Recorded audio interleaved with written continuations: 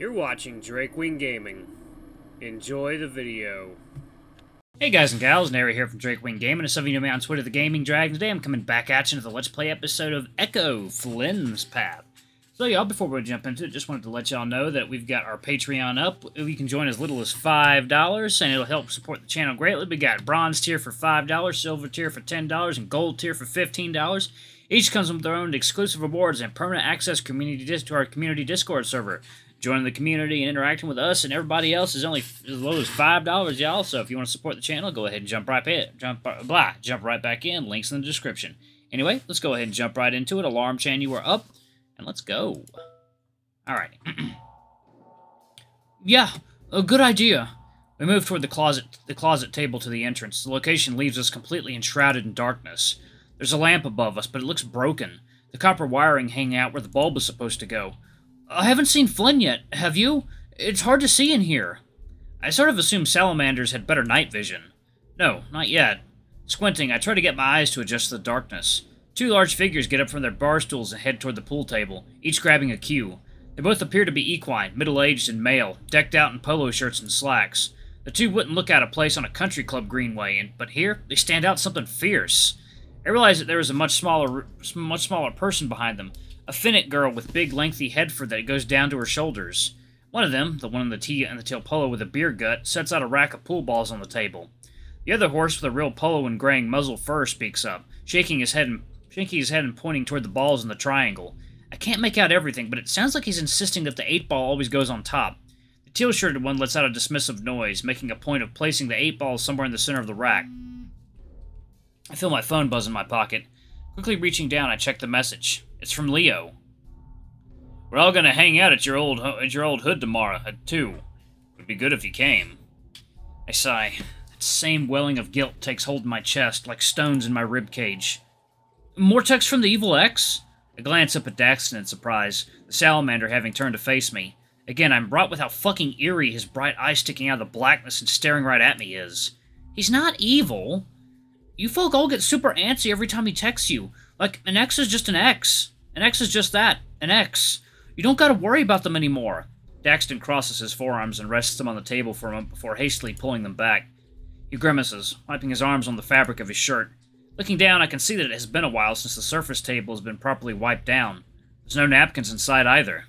I peer at the message again, trying to think of what to say in response. Well, the circumstances are kind of different here. He's been one of my closest friends since I was really young, and when I left town for college, we never actually broke up. Oh. The skin on his face pulls tighter, though I can't make out what expression he's making. So, he's not actually your ex, then? We haven't been together in 3 years. Hell, before the trip, I hadn't even spoken to him at all, and to him in at least 12 months. It's not exactly true at all, now is it?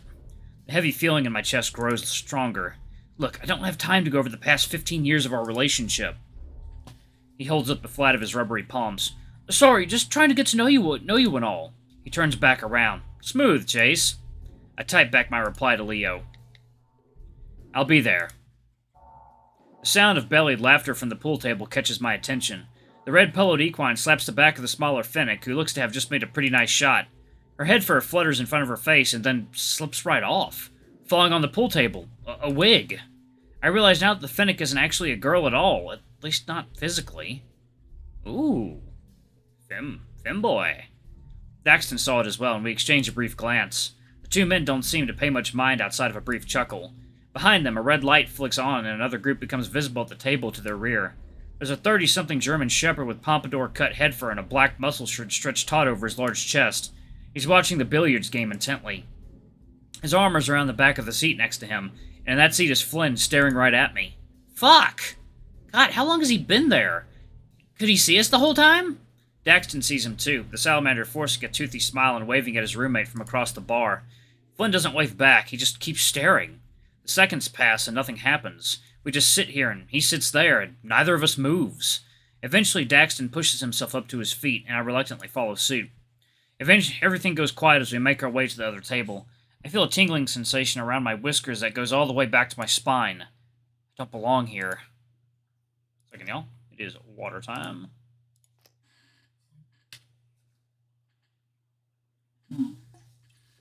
Alrighty. I can't tell if the pool table group is looking at me. but it feels like they are. Well, holy shit, would you look at that, an otter in my water. The German Shepherd speaks up with an accent that sounds more West Coast than Southwestern. He drops his arm from Flynn's chair, beaming at me with his reddish-brown eyes. The canine turns his attention toward Daxton, eyeing him over. The salamander has his hands folded together while smiling nervously. And Daxton. Daxton blinks. Evening, have we met? The man chuckles. Nah, but I've seen you before. Whenever I came over to Scaleboy's house here, you're always in your room all alone-alike.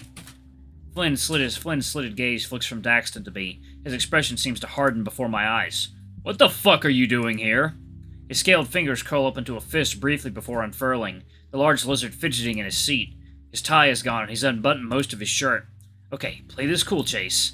Found your phone with the invite to this place. It was all propped up and everything. I say that last part with a bit of an accusing tone. Flynn narrows his eyes slightly. Invite? You didn't tell me you were bringing some friends. That's a first. The shepherd grins again. Tension so thick that you could cut it with a knife doesn't seem to dissuade his cheery demeanor.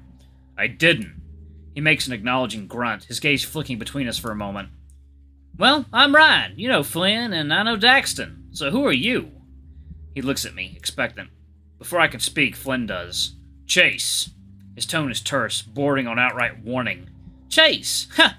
Fucking otters are cute as hell. Like, you got your wee stubby fingers, plus you're all squeaky and shit. I blanch, not sure whether to be flattered or offended. I look down at my fingers. Ryan just grins, the red light glistening upon the enamel of his fangs. Take a seat, you two. Good to see Scaleboy actually has friends. Daxton looks down at the one red fabric chairs with a weary demeanor.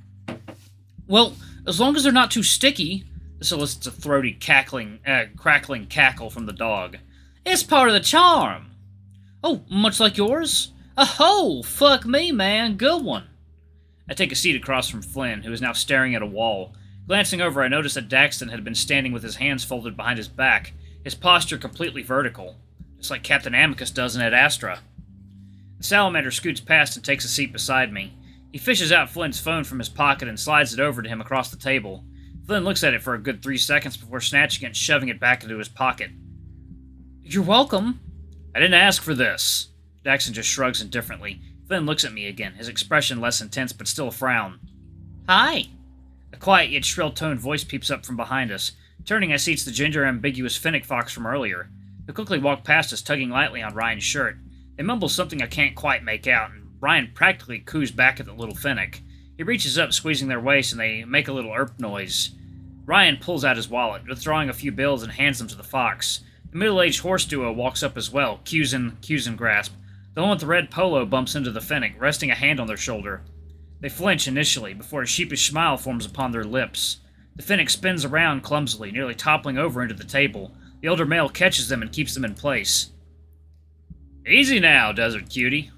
They wrap their arms around the equine's girthy midsection, their paws gingerly patting at his back pockets. Oh, you want some money for something from the bar, sweetheart? Don't know where the tender's gone and ran off to.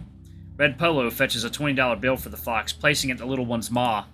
They're treating them like a youngling, but the fox looks to be at least 30 years old from the sagging of their face and splotchy fur. Of fucking course, Casey's doing that bidding war bullshit again. Flynn takes a swig of his booze. The older men stare at him, suddenly looking a bit uneasy. Second, y'all. Water time.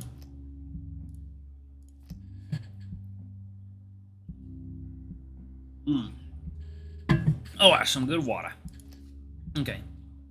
Red Polo turns, trying to usher Casey away toward the main counter. However, the fox seems to resist. They squirm, quickly writhing out of the equine's grasp and stumbling their way over toward Flynn, nearly crawling on top of Ryan to do so. Everyone seems to freeze in place as the fox pushes their muzzle up close to Flynn's. Flynn looks dull-eyed back at the Finnick. I don't got any money for you. It's okay, I just want to make you feel less grumpy. They look at each other, saying nothing. Flynn parts his lips slightly, and the fox pushes their face against his, maws meeting in a deep kiss. His eyes go wide for a moment, then shut tight, returning the affection just the same. My heart feels like it stops, and my sweat goes cold. I feel sick, like I want to puke or something. I mean, I had felt a sort of deep, gnawing feeling since I saw Ryan's arm around Flynn, but I guess I wasn't prepared for something so visceral. But I don't do anything, I just sit there and watch. Ryan, meanwhile, grasps the fox's rear, grinning in that Cheshire way he does. Good. Good to see you're not sourpussing the whole night, Flynn. Are you kidding me right now? Fucking whore. Red Polo turns, leaving his friend behind and making his way toward the exit with a few huff swears. The teal-poloed Mao, who is some sort of Shire Clydesdale type, watches him leave but doesn't follow. Says the married man. Casey pulls back from Flynn. A string of saliva is still hanging between their lips. Flynn's nostrils flare as he exhales upon the fox's face. It seems to set Casey off, and they kiss him again with even more ferocity. Daxton's looking at me now, his eyes wide. The salamander silently mouths a, "What the fuck?" I don't even have the capacity within me to respond with anything other than a curt nod. Wow, putting on a show for the new friends? Teal Polo was looking down at Daxton and I now. Well, noting the festivities, you young'uns want a drink or something? I'm Mike. Oh, no. Oh, I'm Dax. Oh, no. Well, we're good. I'll have 2 doubles of whatever tequila's the cheapest. Mike blinks. I'll be right back then, kid. Let me find the bartender. Rob's back in the smoke room, Seabiscuit. He uses his free hand, the one not currently groping fox ass, and points toward a wooden door in the corner of the room by a potted plastic saguaro, that's how you say that. Saguaro cactus. The smoke room, oh my god. Mike gives Ryan an uneasy look. I get the impression from his demeanor and the casino wristband he's wearing that he isn't a local. Well, I'll be right back then. He forces a smile before turning and heading toward the aforementioned smoke room. Ryan crosses his legs, letting his head roll from side to side before speaking up. I think we should head there too, right, Flynn? Flynn and the Finnick part lips again. The Gila looks at me before responding. All right. Man, what's wrong with you? All eyes shift to Daxton now. Flynn grunts. You don't get to fucking judge, creep ass. Watching me jerk off at night but can't stand the sight of me macking on someone? For fuck's sake. The round-faced salamander's jaw goes slack. Oh, you've been busted, Daxton. Watching and not helping out's a real grave offense. What the hell are you even talking about? Daxton looks to me. I say nothing, thinning my lips. You know what I'm talking about. I truly don't. Hey, let's not play he said, she said, alright? Daxton, Chase. You like to party? The dog reaches into his pocket. The Finnick turns from Flynn, biting their lip as they begin to lean on Ryan's shoulder. They wiggle their hips in such a manner that Flynn gets a face full of fuzz. The Gila sputtering a bit. I'm reminded of long bus rides home with Jenna and Flynn back in junior high. Not that Jenna acted anything remotely like Casey, though. Wait 1 second, y'all. It is water time. And we're back, y'all. Alrighty. Flynn would be the aggressor, pulling on her fur and making native jokes until Jenna would donk him right in the nose with a biology textbook. Ryan withdraws a small plastic baggie with about 6 tiny white spheroid dots inside. They kind of look like that expensive Pebble ice cream they sell at theme parks. Oh, I love Dippin' Dots. Dippin' Dots are incredible. I always wish Carl's parents would start selling that stuff, but they said it was just a gimmick and that it doesn't make the ice cream taste better. He opens a little bit and makes it a little easier to eat. He opens the little baggie, placing one of the pebbles on the eager Finnick's tongue, then his own. The German Shepherd rises up to his feet. He's large, about as tall as Leo. He extends out the baggie to Daxton and I. Before he can respond, Flynn interjects, swiping the baggie and closing it before handing it back to Ryan. Yeah, nah, fucker. You deciding for them? Bit rude, my man. This shit ain't addictive unless you're depressed or something. Daxton's got a heart condition, and I'm fucking pretty sure Chase has got drug tests for summer internships to worry about. Daxton crosses his arm over his chest. Yeah, I'm good. Candy for strangers and that whole business, too. Speaking of... Mike comes out from the corner door with 2 drinks in his grasp. He has a sort of blank expression as he sets them down in front of me. Yev. Yeah, fun back there? Ryan quickly deposits the baggie back into his trousers, pushing his chair in. Flynn stands up as well. Didn't have time for fun. Had to tend to Kid Boozy here. Kid Boozy? That sounds like one of them urban rap types. You spit rhymes, Chase? Ryan chuckles. I look down at myself, then back up. Fuck no, he doesn't. I've seen Chase do cowboy poetry back in school. Not a pretty sight. He looks at me, seemingly uncaring of the fact that Casey is now up on Ryan and not him. I remember you and Carl got up and did yours about alien abductions and anal probes in the desert, and the principal got so pissed. I let out a little huff as the memory comes back to me. I'm surprised he remembers that. Yeah, it didn't start off that way, but UFO rhymed with lasso, and it was all downhill from there. Anal probes, huh? Ryan grins, reaching over and slugging my shoulder. His angle's off, so it's more like a tap than a punch. Daxton lets out a slightly exasperated noise. That was your takeaway from that conversation? You sound like you got a probe or two up yours, Daxton. Or lack thereof. Daxton closes his eyes and rubs the flat of his nose, still looking a bit flustered from Flynn's accusation earlier. I clear my throat, speaking up toward the towering equine beside me. But, thank you, sir. I gave the large horse a nod of appreciation before taking a hearty glug of one of the glasses. Oh my god, this fucking burns! My muzzle pulls into a grimace as I try to swallow as much as I can. Eyeing the glass, I only got about a fourth of the way down the double. Guess I'm the designated driver now. Ryan thumbs back toward the door to the aforementioned smoke room. Hey, you all want to join? We're good, Ryan. Flynn basically pushes Ryan's back, shuffling the seemingly attached Casey along with. A long silence follows, and all three of us watch them until they disappear behind the faded wooden door. Alrighty. Alright, y'all, I'm gonna go ahead and pause it right there. Thank you all so much for watching. Don't forget to like, comment, subscribe, ring that notification bell. Leave a super thanks or tip if you can. It always helps. Until the next video, I love you all. I'll see you next time. Bye-bye!